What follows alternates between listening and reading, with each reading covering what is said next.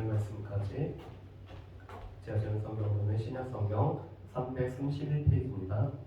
데살로니가전서 4장 1절부터 12절 말씀까지 다 찾으셨으면 저하고 한 절 한 절 교독하시겠습니다. 그러므로 형제들아, 우리가 끝으로 주 예수 안에서 너희에게 구하고 권면하노니 너희가 마땅히 어떻게 행하며 하나님을 기쁘시게 할 수 있는지를 우리에게 배웠으니 곧 너희가 행하는 바라 더욱 많이 힘쓰라. 우리가 주 예수로 말미암아 너희에게 무슨 명령으로 준 것을 너희가 아느니라.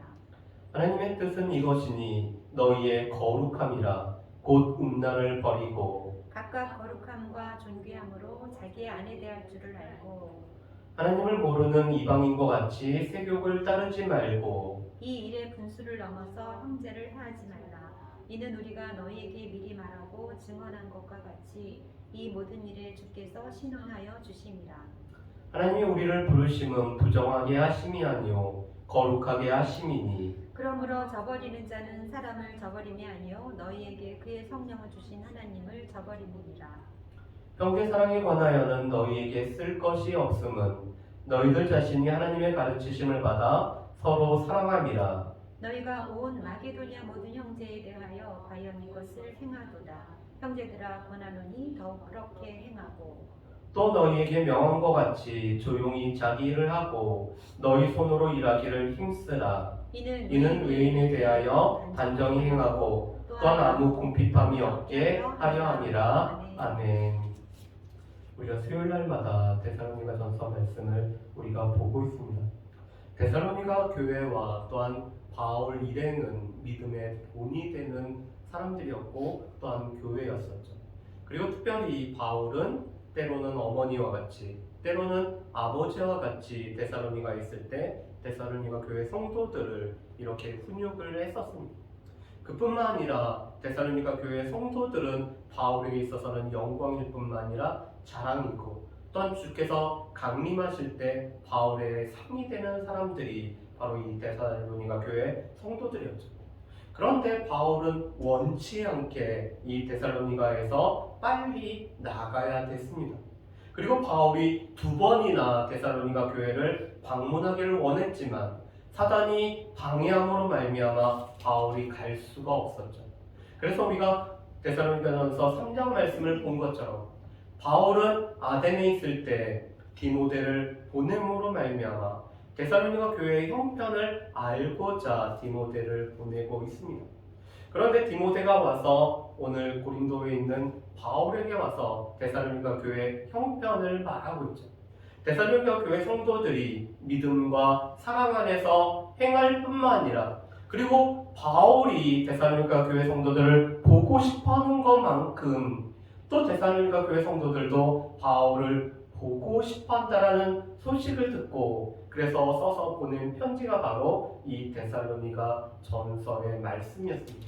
그래서 1장부터 3장까지는 데살로니가 교회로 말미암아 감사하는 또한 이 데살로니가 교회가 얼마나 주 안에 바로 서 있는지 그것을 바울이 감사하면서 보냈던 부분이 바로 1장부터 3장까지의 말씀입니다.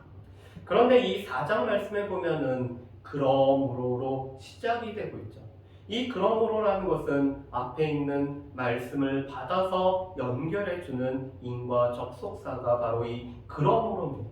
그리고 끝으로라는 말은 바울이 새로운 내용을 전개할 때 새로운 내용을 오늘 말씀할 때 사용하는 단어가 바로 이 끝으로라는 내용 단어죠.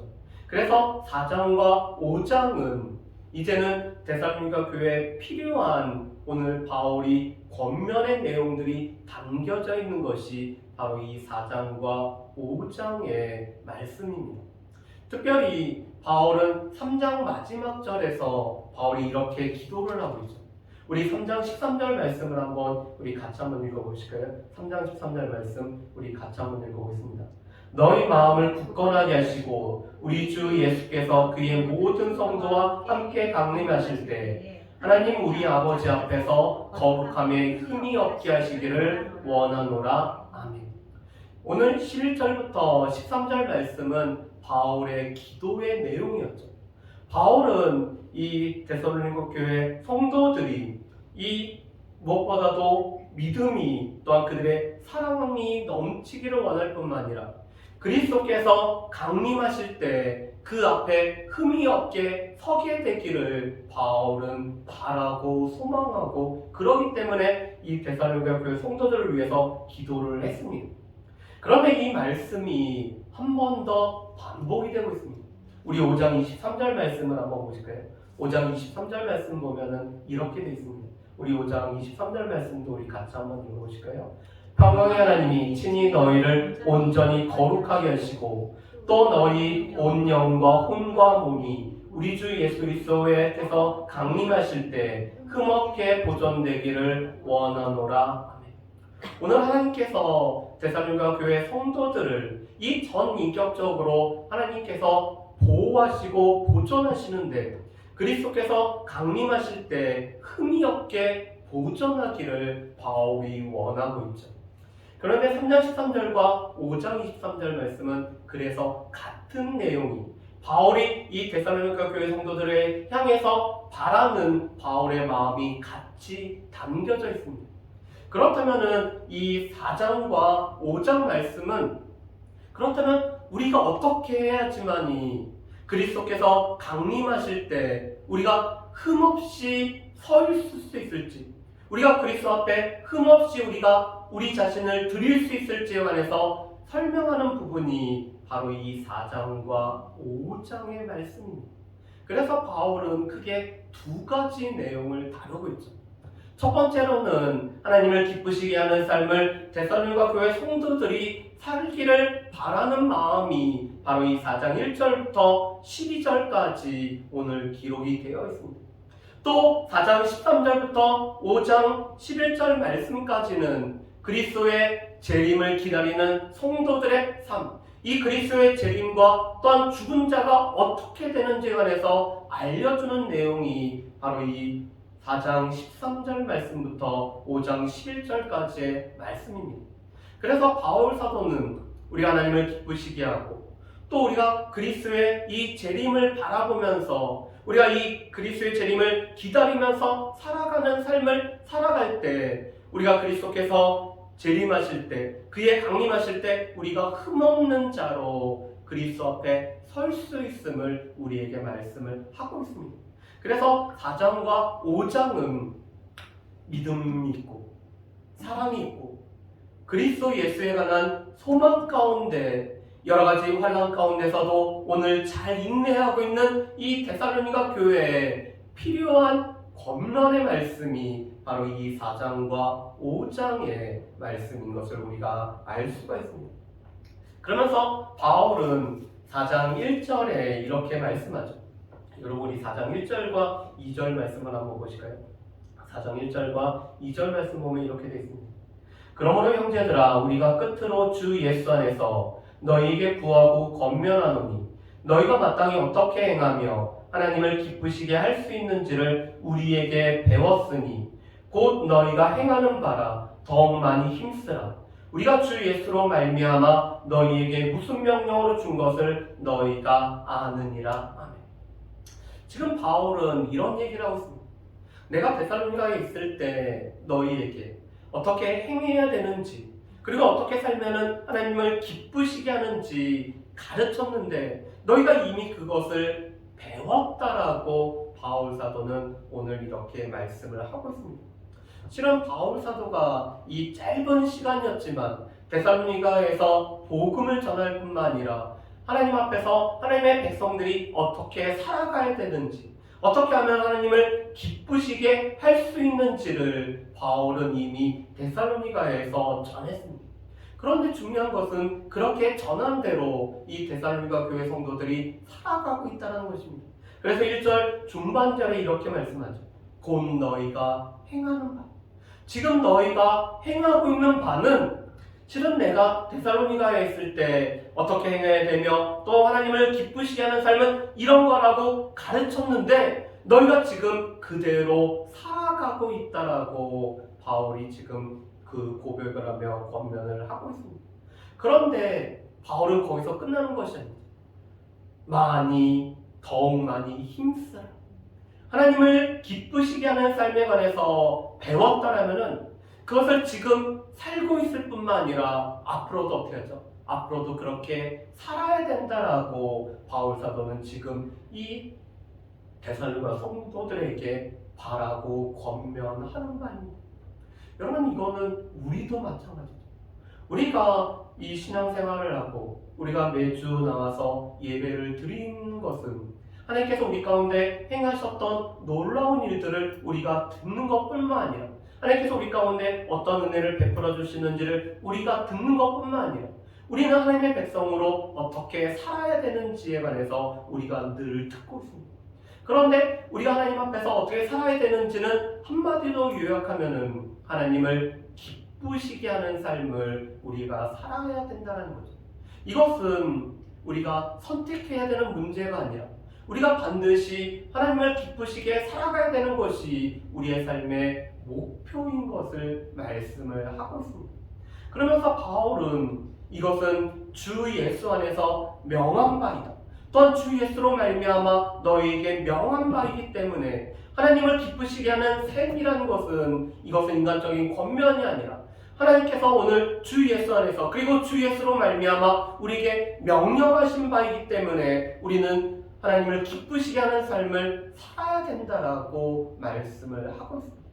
우리가 배웠던 것, 그리고 그것이 우리의 삶에서 그대로 살아가야 되는 것, 그리고 더욱더 많이 하나님을 기쁘시게 하는 삶을 살아야 되는 것이 우리에게 주어진 삶의 목표인 것을 말씀하죠. 그렇다면은 하나님을 기쁘시게 하는 삶은 어떤 것일까? 오늘 4장 1절부터 11절 말씀해 보면은 세 가지로 말씀합니다. 첫 번째로는 하나님의 뜻, 하나님의 우리를 향하신 하나님의 뜻인 거룩함으로 살아가는 것이 우리가 하나님을 기쁘시게 하는 삶이라고 말씀을 하고 있습니다. 왜 그렇죠? 하나님 자신이 거룩하시기 때문에 그 거룩하신 하나님이 하나님을 믿는 하나님의 백성에게도 너희도 또한 거룩하게 살라고 우리에게 명령을 하셨기 때문에 그렇죠. 그래서 레위기 11장 45절 말씀에도 또 베드로전서 1장 16절 말씀에도 내가 거룩하니 너희는 거룩하라고 말씀합니다. 또한 출애굽기 19장 4절부터 6절 말씀을 보면은 하나님께서 출애굽하고 이스라엘 백성들을 구원하신 목적 중에 하나는 우리가 거룩한 백성이 되는 것이 우리를 구원하신 목적이죠. 그렇기 때문에 베드로 사도는 베드로전서 1장 15절에서 이렇게 말씀합니다. 오직 너희를 부르신 거룩한 이처럼 너희도 모든 행실에 거룩한 자가 되라고 말씀합니다. 이것은 우리에게 어떤 영역에서는 거룩한 삶을 살아가고 어떤 영역에서는 우리의 마음대로 살아가고 우리가 어떤 때는 하나님을 기쁘시게 하는 삶을 살아가고 어떤 데서는 나를 기쁘게 하는 삶을 살아가는 것이 아니라 우리가 모든 행실 가운데 모든 삶 가운데서 거룩하게 살아가라는 것이 하나님께서 거룩하기 때문에 우리를 그렇게 거룩한 행실로 살아가도록 우리를 부르셨다라고 말씀을 하고 계시죠. 그렇기 때문에 하나님을 기쁘시게 하는 삶은 우리를 부르신 거룩함대로 살아가는 것이 하나님을 기쁘시게 하는 삶이라고 말씀을 하고 있습니다. 그런데 바울은 이 거룩한 삶을 이 성과 관련돼서 오늘 세 가지로 말씀을 하고 있습니다. 여러분, 우리 말씀을 한번 보실까요? 하나님의 뜻은 거룩함이죠. 하나님의 명시적인 뜻입니다. 우리의 가운데 하나님의 명시적인 뜻이 있으면 이것은 우리가 그렇게 살아가야 되는 것을 말씀하죠. 그런데 이 하나님의 뜻인 거룩함은 첫 번째로는 음란을 버리는 것이 거룩한 삶이라고 말씀합니다. 이 말씀을 5절에서는 바울이 다시 이렇게 말씀하죠. 하나님을 모르는 이방인과 같이 세욕을 따르지 말고. 오늘 하나님을 모르는 이방인은 자신의 마음에 있는 이 정욕대로 살아가고 있습니다. 그런데 그 정욕 중에 하나가 바로 이 잘못된 성욕대로 오늘 살아가고 있었죠. 그런데 우리의 거룩함은 이런 음란을 버리고 오늘 이 이방인들처럼 성욕을 쫓아 살아가는 삶이 아닌 것을 말씀을 하고 있습니다.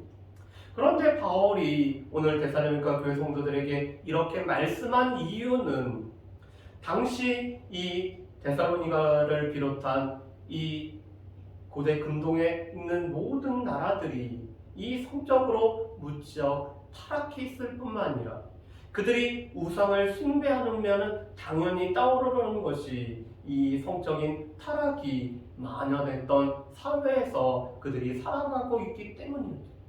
물론 이들은 우상을 버리고 살아계신 하나님 앞에 오늘 돌아온 성도들이 바로 이 데살로니가 교회의 성도들이었습니다.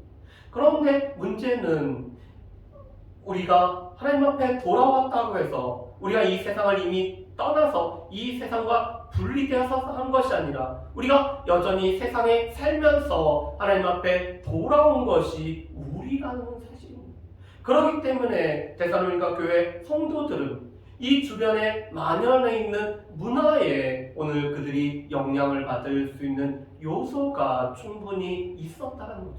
그런데 하나님을 모르는 이방인들은 이 잘못된 세욕을 따라서 오늘 섬겼을 뿐만 아니라 특별히 그들은 이 자신들의 신을 섬김에 있어서 오늘 이런 성적인 것을 가지고 섬겼던 것이 당시의 모습이었습니다. 그렇기 때문에 거룩함이라는 것은 그런 음란을 따르는 이방인처럼 오늘 잘못된 세욕을 따르는 것이 아닌 것이 거룩함이라고 말씀하죠. 두 번째로는 거룩함과 존귀함으로 자기 아내 대할 줄을 알라라고 말씀합니다. 그런데 이 아내를 대한다는 것은 이것은 아내를 오늘 거룩함과 존귀함으로 오늘 아내를 높이는 것일 뿐만 아니라 오늘 이 4절 말씀은 실은 성적인 오늘 아내와의 결합에 관해서 말씀하는 부분이 4절의 말씀입니다.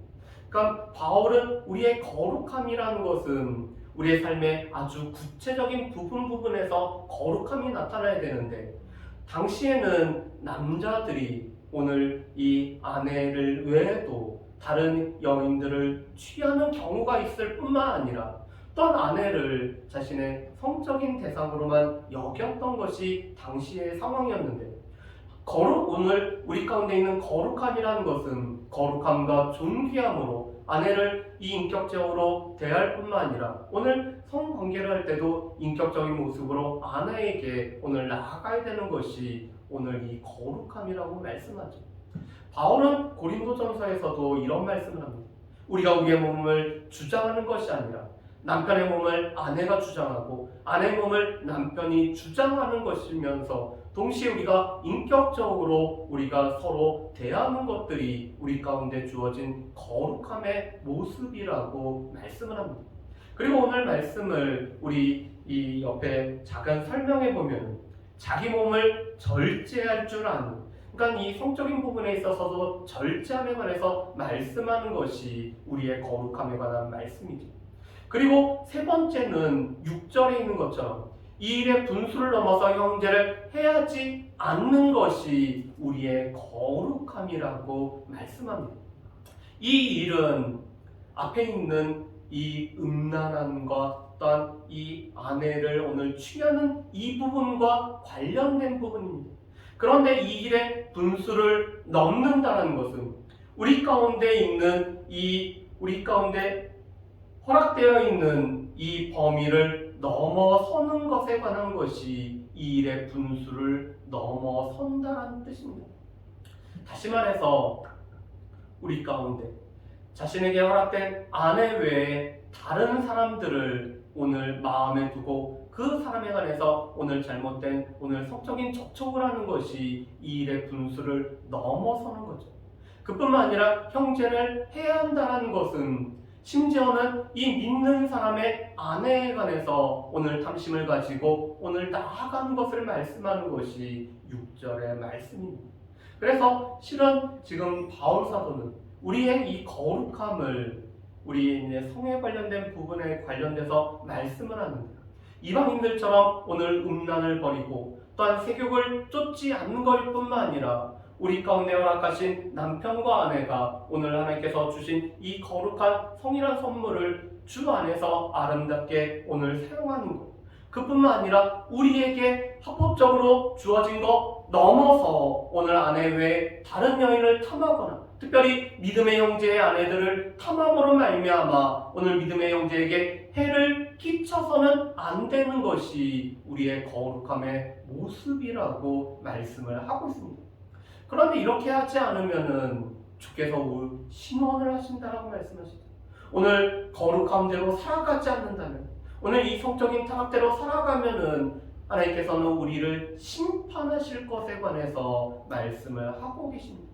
그러면서 바울은 또한 하나님의 뜻이 거룩함일 뿐만 아니라 우리를 거룩함으로 부르셨음에 관해서 말씀을 하고 계십니다. 그러면서 8절에 이렇게 말씀하시죠. 우리 8절 말씀을 같이 읽어보실까요? 그러므로 저버리는 자는 사람을 저버림이 아니요 너에게 그의 성령을 주신 하나님을 저버립니다. 우리 그에 허락하신 하나님의 뜻, 우리를 부르신 하나님의 부르심, 다 하나님의 뜻은 거룩함이었고 우리를 거룩함으로 부르셨습니다. 그런데 이 하나님의 뜻을 저버리고 우리를 부르신 이 부르심을 저버리면은 그것은 사람을 저버린 것이 아니라 우리에게 약속의 성령을 주시고 우리에게 약속의 성령으로 인치신 그 하나님을 우리가 저버린 거라고 말씀을 하고 계시죠. 그래서 하나님을 기쁘시게 하는 삶은 하나님의 뜻, 하나님께서 우리를 부르신 대로 우리가 거룩하게 살아가는 것이 하나님을 기쁘시게 하는 삶의 첫 번째 모습임을 말씀합니다. 두 번째로 바울은 우리가 하나님을 기쁘시게 하기 위해서는 형제를 사랑할 것에 관해서 말씀하죠. 우리 9절과 10절 말씀을 한번 보실까요? 9절과 10절 말씀 보면 이렇게 되어 있습니다. 형제 사랑에 관하여는 너희에게 쓸 것이 없음은 너희들 자신이 하나님의 가르침을 받아 서로 사랑함이라. 너희가 온 마게도냐 모든 형제에 대하여 과연 이것을 행하도다. 형제들아 권하노니 더욱 그렇게 행하고 아멘. 두 번째로는 하나님을 기쁘시게 하는 삶은 우리의 믿음의 형제를 사랑하는 삶이 바로 우리 하나님을 기쁘시게 하는 삶이라고 말씀을 합니다. 이미 데살로니가 교회 성도들은 사랑에 관해서 칭찬을 받았었죠. 사랑에 수고가 있었던 교회가 바로 이 데살로니가 교회였습니다. 그런데 그들은 하나님의 가르침을 받았기 때문에 오늘 형제들이 오늘 그리스도 안에서 서로를 사랑하고 있는 것이 바로 이 데살로니가 교회의 모습이었습니다. 그런데 거기서 끝나는 것이 아니라 온 마게도냐에 있는 형제들도 사랑한 것이 바로 이 데살로니가 교회 성도들이었죠. 그리고 우리가 고린도전서의 말씀을 통해서 알 수 있는 것은 이 데살로니가 교회 성도들은 또 예루살렘 교회가 오늘 이 기근으로 인해서 어려움을 겪고 있을 때 그들이 연보함으로 말미암아 이 복음을 전해주고 영적인 유익을 전해준 예루살렘 교회를 위해서도 그들의 사랑을 베풀었던 교회가 바로 이 데살로니가 교회였습니다. 그렇기 때문에 바울은 하나님을 기쁘시게 하는 삶이 바로 이 형제를 사랑하는 건데 너희가 지금 그렇게 사랑하는 모습으로 살아가고 있기 때문에 그거에 감사할 뿐만 아니라 앞으로도 더욱 그렇게 행하기를 원한다라고 바울은 고백을 하고 있습니다. 그뿐만 아니라 우리가 저번에 봤던 것처럼 3장 12절 말씀에 보면은 믿음의 형제뿐만 아니라 모든 사람에게도 사랑하기를 바울은 원하고 있죠. 그 사람 중에는 데살로니가 교회 성도들을 핍박하는 사람들마저도 포함해서 모든 사람을 사랑할 것을 바울 사도는 기도를 하고 있었습니다. 그래서 이 데살로니가 교회는 지금 교회 안에서 사랑을 행할 뿐만 아니라 오늘 마게도냐에 있는 믿음의 형제들을 사랑하였고 또 예루살렘 교회 같이 떨어져 있지만 영적인 유익을 나눠줬던 오늘 교회를 사랑할 뿐만 아니라 바울이 오늘 기도한 것처럼 자신들을 핍박하는 사람들마저도 사랑하기를 구하는 또 그대로 살아가기를 원하는 교회가 바로 이 데살로니가 교회였음을 우리가 알 수가 있습니다. 세 번째로는 하나님을 기쁘시게 하는 삶은 조용히 일하고 손으로 자신의 일을 행하는 것이 하나님을 기쁘시게 하는 삶을 말씀을 합니다.